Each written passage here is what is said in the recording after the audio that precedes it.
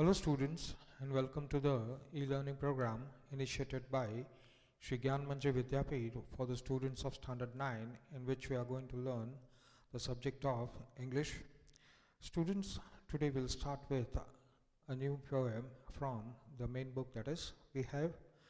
Name of the poem is A Slumber Did My Spirits Seal.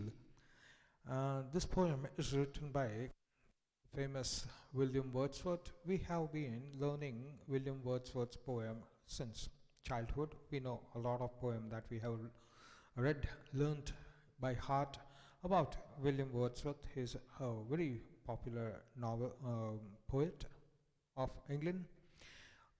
Poem number 10 taken from the main book we have. This is the last poem. A slumber did my spirits sleep. So, the title of the poem, A Slumber. Slumber, the rest that we have, like sleep, etc. So, it looks as if the spirit has gone to sleep. The spirit has gone to sleep. Spirit, the essence of us being a human being, the awareness of us being a human being, that we are alive. That is what the spirit means. It's not the soul, right? But it is that liveliness inside us which has gone to sleep. When does that come? When somebody very near and dear to us dies. So this is a sad poem, but a very, very meaningful poem it is, written by William Wordsworth. So first let us learn the summary of the poem and then we'll actually go to the poem. The poem is quite a small one, very easy to understand. At the same time, it describes the depth of the feeling which the poet tries to express with the help of this poem. The poet admits that he was in a sort of deep sleep. That deep sleep is slumber. Slumber, he fell into a slumber, that means he fell into a deep sleep. Yes, here it is not the actual sleeping that is happening, but the spirits, yes, for example, we wish to live, right? Now, as soon as a very near and dear person passes away, yes, we feel a sort of void in our life, an emptiness that has suddenly been created, and for a little bit of time we are a little bit depressed, and it's sort of we just don't want to live. So that is called the spirit going to sleep. So the poet admits, he accepts, he agrees that yes, for a time being he thought that he was in a sort of deep sleep because he did not fear the harsh reality of life. He was he was just carrying on with his life in a very easygoing manner, just because everything was good for him. That is why he was in deep sleep, and he has been awakened from that deep sleep all of a sudden, because he did not fear the harsh reality of life. What is the harsh reality of life? The harsh reality of life is the thing which has taken birth has to die. A living thing which has taken birth has to die. Whether it is a tree, whether it is an animal, whether it's a human being, whatever has taken birth has to die, right? So that harsh reality of life. We are mortals. We are not immortal. God is immortal because he has not taken birth. That is why he cannot die, because he has not taken birth. So he cannot die, right? But we are human beings. Same way, animals, trees, plants, each and every single cell, yes, that has taken birth has to die. So we are the mortals. Mortals means those who have taken birth and they die after a certain life cycle. Then that is called a mortal. So he did not fear the harsh realities of life. He had taken life for granted and had never thought that one day that could separate him from his beloved Lucy. He loved very much a woman, Lucy, right? And life was very easy going for him. Yes, he always was happy with uh, Lucy, and he thought that this state is going to remain forever. So now, when Lucy passes away, suddenly he is jolted upright from the slumber, the deep sleep that he was in, and then he faces the harsh reality of life as Lucy is suddenly away from his life, gone away, passed away. So he had taken life for granted. Life he had taken for granted, assumed, and had never thought that one day death will separate him from Lucy. Right? Both Lucy and the poet, they're enjoying their life like anything, as if this is going to be forever. There is not going to be an end to it. But suddenly he realizes that he is alive, but Lucy has gone away from. So death wakes him from that slumber. For him, she was like an immortal goddess who was unaffected by age and mortality. A very good lines written in the summary, that he thought that she was like an immortal goddess. We just talked about gods and goddesses, right? God, we take him as an immortal because he has not taken birth, and so he will not die. So same way the poet had taken it for granted. He assumed that she was like a goddess who is not going to die forever, who is going to live forever and never going to die, right? And another thing about immortality is that your age stops aging. That means you will never become old. You will always remain the same, right? So that is what he had thought for her, that she is going to be unaffected by age and mortality. That means that age is going to be stuck. She's never going to get more older than she is right now with the author, and both of them will live happily in the same state. And because immortality is with her, that means she is not going to die ever. She is always going to live.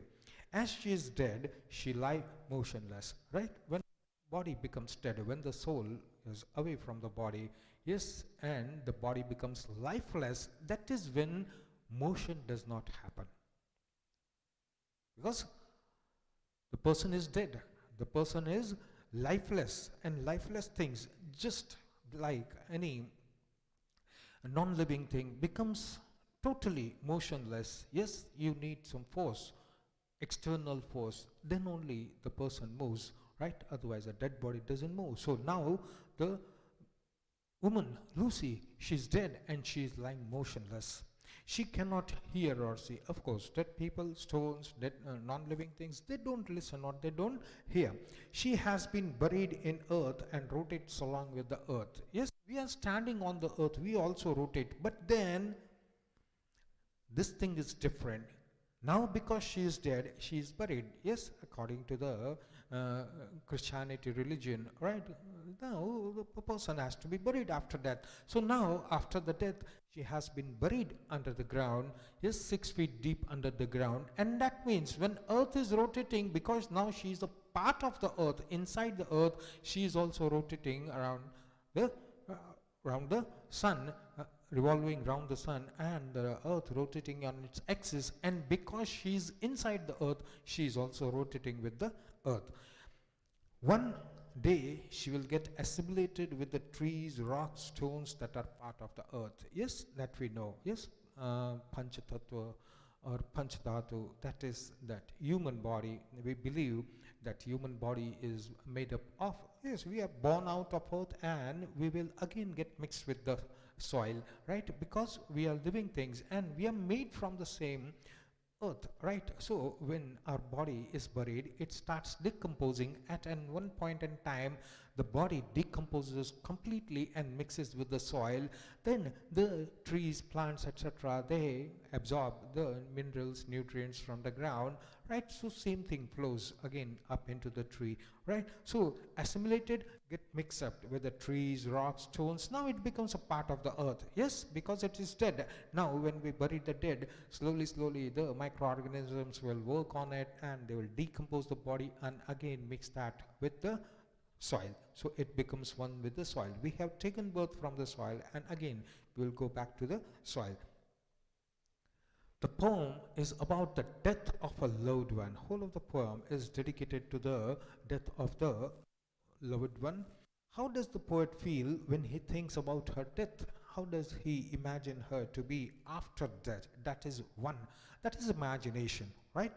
That none of us are aware about it, but this is our life, right? Now, we are living, this is our life on earth.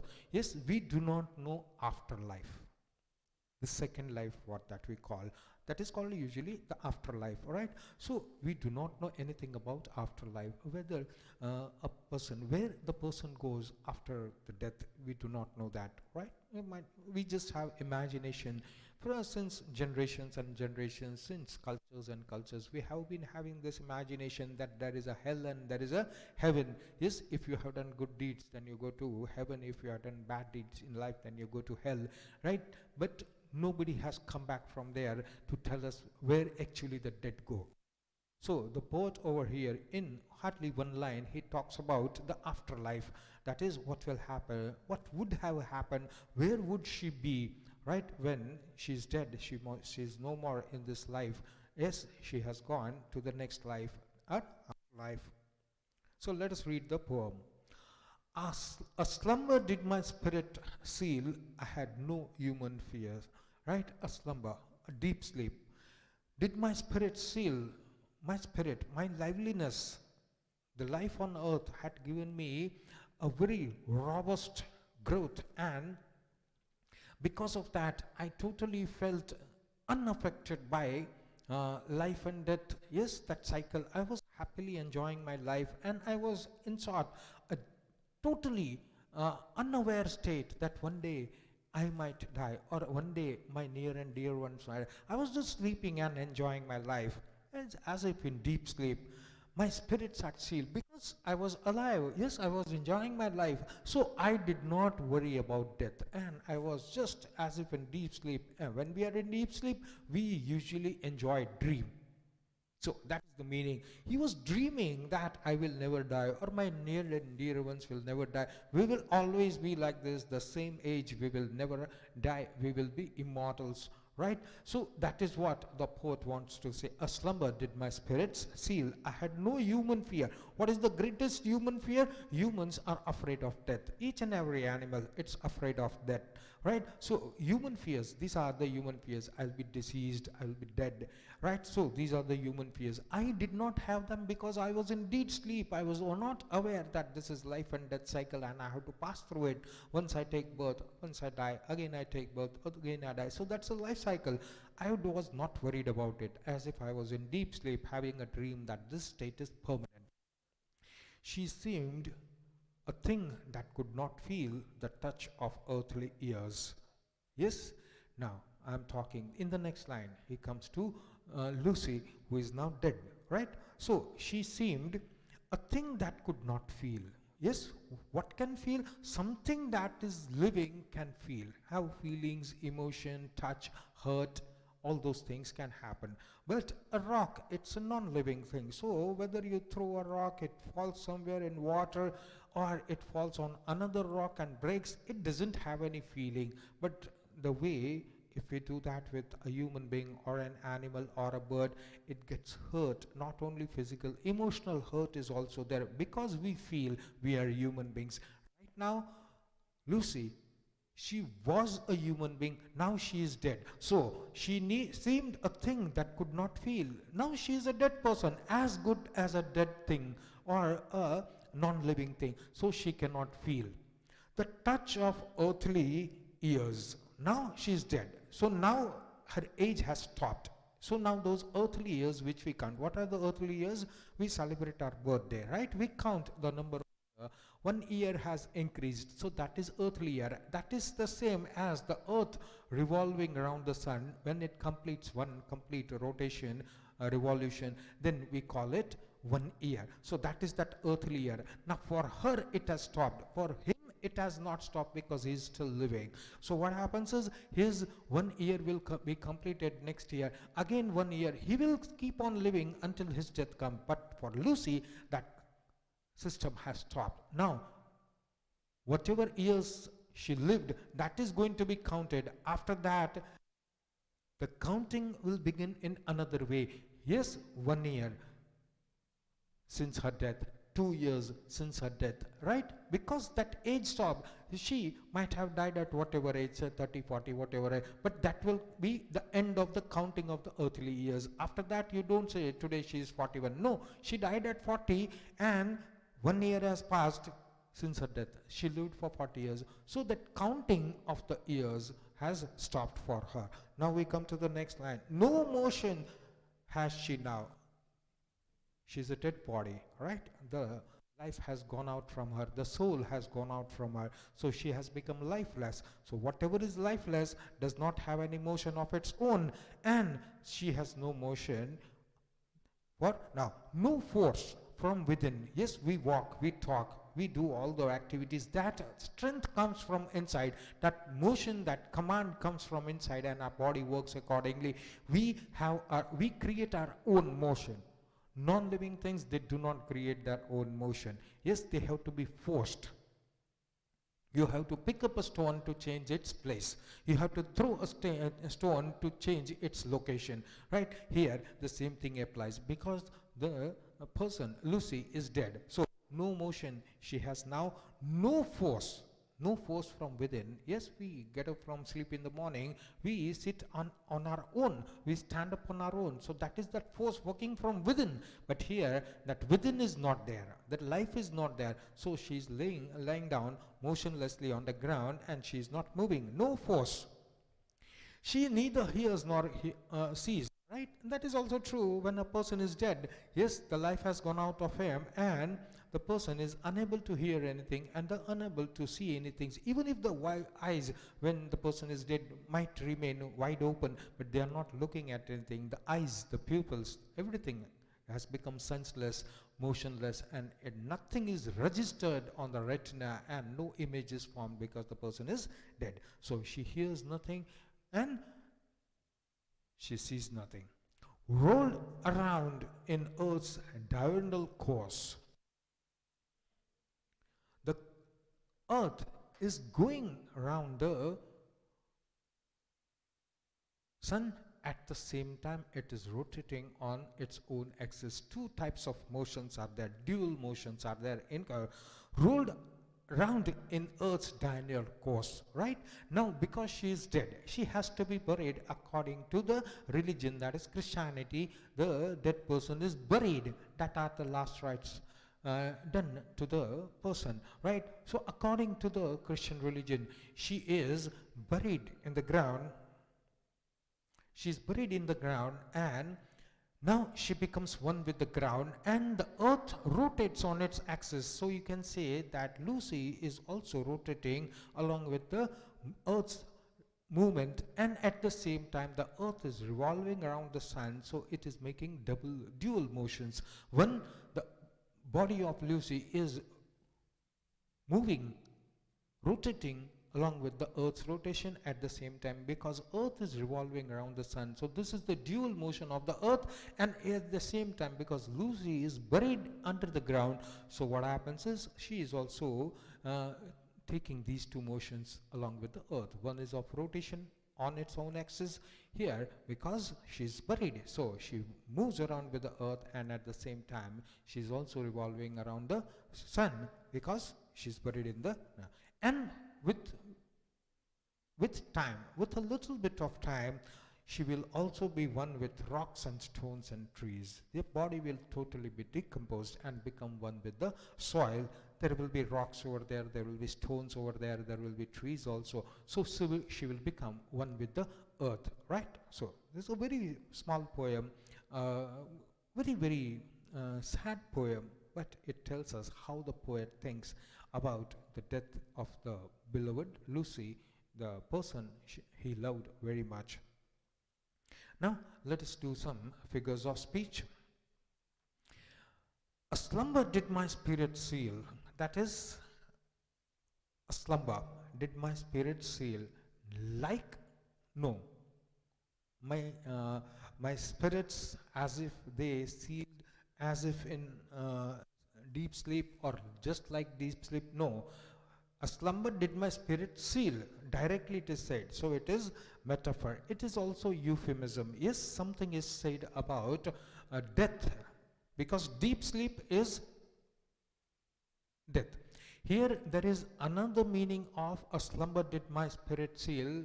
The beloved one has now gone to deep sleep, because death is considered as permanent sleep. So here what we see in the very first line, that this slumber is, the slumber did my spirit seal, it has a double meaning. One meaning is that I was enjoying my life, least bothered about any of the harsh realities of the life. At the same time, it also applies that my beloved one, whom I loved very much, has gone to permanent sleep. That permanent sleep is that deep sleep. So euphemism, that is death said in a very good way. It is not said that my beloved one has died. Instead it says that my spirit, who is my spirit? My beloved one is my spirit, and she has gone to deep sleep. That means a permanent sleep. So death is said in a very good manner, and that is why euphemism is present over here. You'll find euphemism in there because death is again and again repeated in this poem. So you'll find euphemism a lot. I had no human fears. No is there, that means negation is there, so litotes is present. She seemed a thing that could not feel. Not is there, automatically litotes is there. The touch of earthly ears. Here again death is being spoken about. Yes, she is dead, so counting of years is stopped for her. She lived for 40 years, then that is it. Yes, it will never become 41 because she is now dead. You cannot count another birthday and add to the life of the person, yes, who is already dead. Yes, she lived for years. On her next birthday, what will it be? It has been 1 year since her death, right? So that way, death is said in a very beautiful manner or a very good manner, and that is why euphemism is present over here. No motion has she now, no force. Again the same two things. No is there, no is there. So repetition is also there in the same line, because no is repeated 2 times. Because no is negation, that is why it is litotes also. Again death is being said, right? Because no motion, she is motionless, she has no force, that means she is dead. Death is said in a very beautiful way. So euphemism is present over here. She neither hears nor sees. Again death is spoken about here, so neither is there nor is there, so negation is there, so litotes and euphemism, because death is said in some good manner. It is not said that she is dead.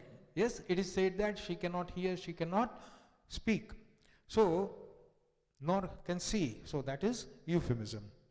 Rolled around in earth's diurnal course, the 2 ways the earth rotates and revolves, that is said about here.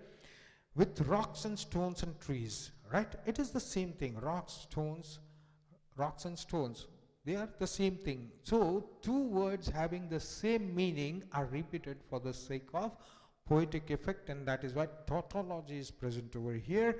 Alliteration is there somewhere. RR is there, rolled and round, right? So alliteration is there. The consonant sound is repeated over here. Now, one of the textual question is quite interesting, and we will have a look at it. Because it has some meaning, we need to describe, properly understand it. A slumber did my spirit seal, says the poet, that is a deep sleep, closed off, that is dead. His soul or mind, how does the poet react to his beloved one's death, and does he feel bitter grief, that is sorrow? Does he feel great peace? Or does he feel great peace? The poet tells us that since his beloved one's death, a slumber has numbed him and prevented him from feeling the reality. Yes, a 2-way question. We talked about it. Slumber, both the things. Deep sleep. For the beloved one, deep sleep means a permanent death, and that loneliness which got created because of the death of the beloved one, that stops him from facing the reality. He does not feel bitter grief, as his dreamlike state has kept him away from any human fears, right? He has not slipped into sorrow, he has not slipped into sadness, because he has very good fond memories of the beloved one, the time spent with the beloved one, that memories he is having, and those memories are very, very, very, very good, and they are a lot. So he is not slipping into sorrow, because Person is dead, but the memories are still present in his mind. So he does not feel that much bitter grief, as his dreamlike position has still kept pace, and that is why the human fears are not present. Instead, he feels a sense of peace. He has realized that after being buried in the earth, she has now become a part of nature and Daniel cycle of the earth. He does not feel quite a lot of sadness, because now he knows that we have buried her and now she has become one with the soil, one with earth, and the two types of movements that the earth does it on itself, that is rotation and revolution. She is present in the earth, whether it is a stone, whether it is a rock, whether it is a tree. She has her present over there because she got mixed up with the soil, and soil is there, that means she is there. So even after that, the poet does not feel that much loneliness, because he knows he is standing on the ground, but below the ground she is there. So that attachment is there. She is therefore free from all the earthly trials. How does this is the next question, how does the poet imagine her to be after that? Does he take of her as a person living in a very happy state, a heaven, or does he see her now as a part of nature? In which lines, well, we know the last line answers that question. The poet does not imagine her to be living in heaven after her death. Yes, he does not believe in these things, heaven and hell. He does not believe in that. The person was living, okay, till he is living, okay, she is living, okay. But person after death, he does not go into that imagination where the person would have gone. So he's not thinking about it. He's convinced that after buried in the earth, she has become part of the. He faces the reality. What is the reality?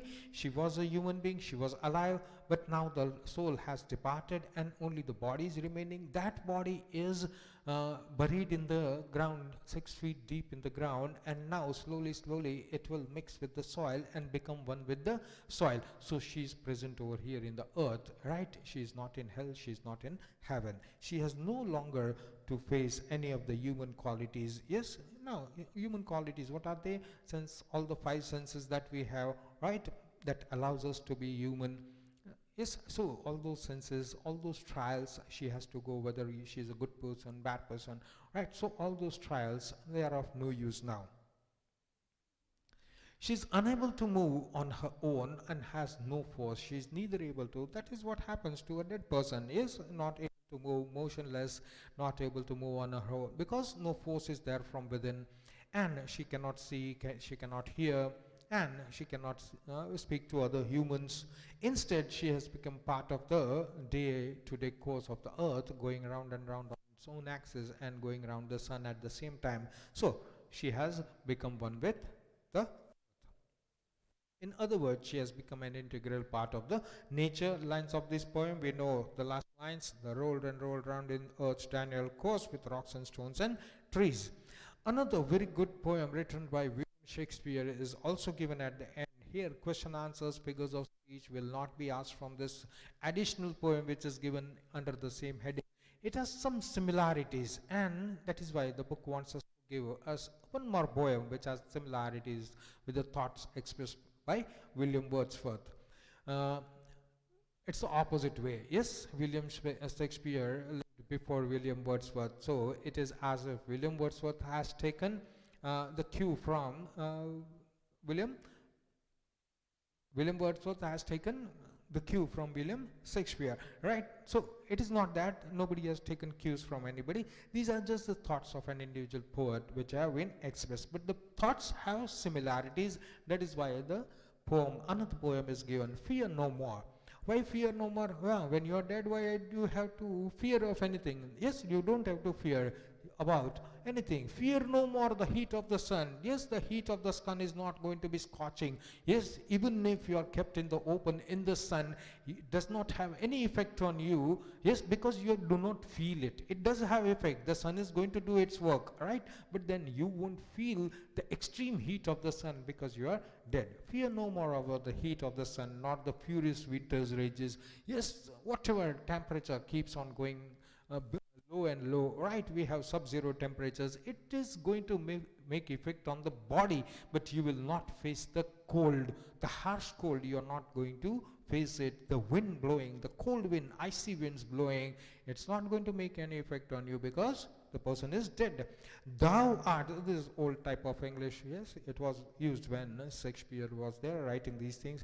Thou, thy, thou, you, your, yes, worldly task has done. You have done your worldly task. That means all the whatever work that human being have to do in order to survive, in order to be good, in order to be human, in order to be in the society, whatever task work was there, you did it, and now you're no more. So you have done your part.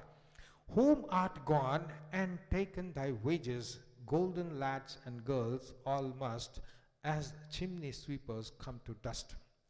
Now, we are all human beings and we have a life cycle. Right after the life cycle, everybody has to go away from the earth. That means the soul has to depart from the body, right? That is what's in. Now, where will the soul go? Soul will always go to the God, right? So, home art gone, that is your real home. This is not your real home. The earth is just temporary because you get born over here, you live for a while and then you die. What is your permanent place of the soul? The permanent place of the soul is with God. Yes?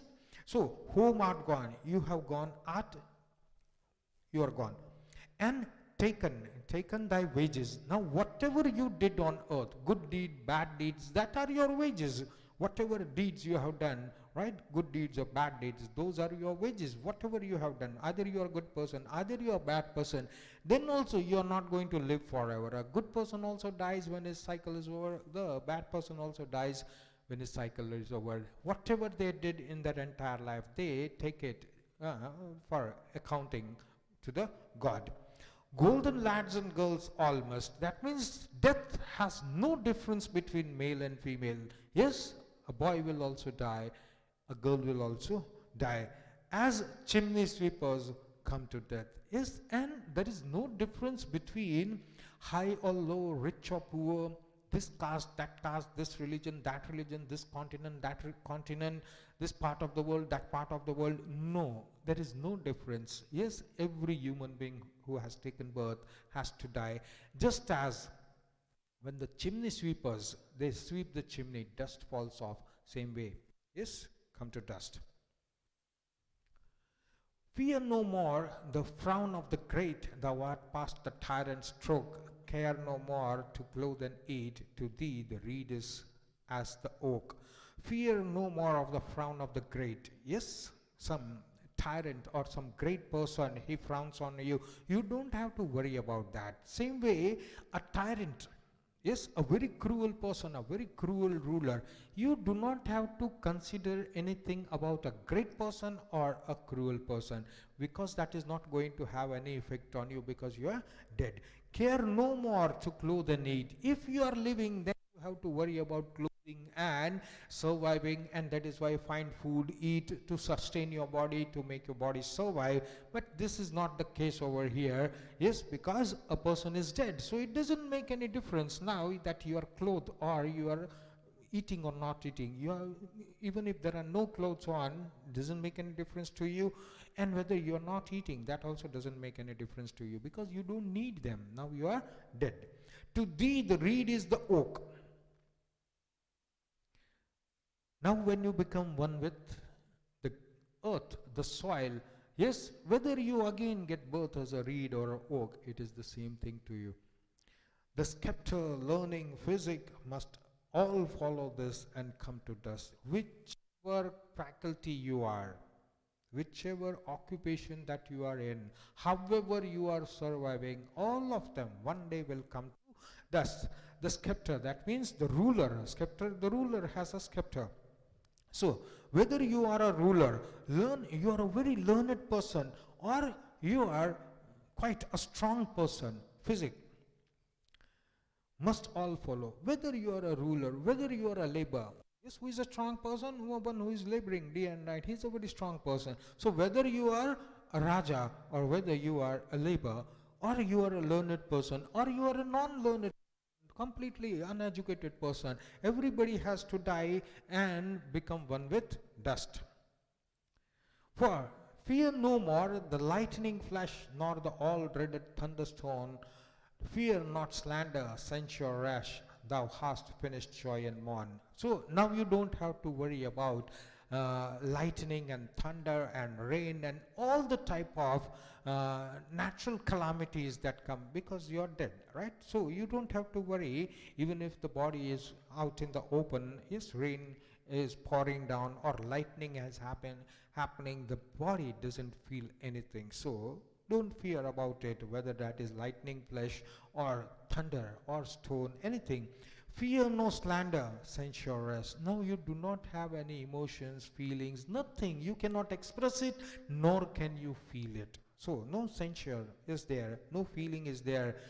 Thou hast finished joy and mourn. Whatever you did when you were alive, whether that was happiness or whether that was sorrow.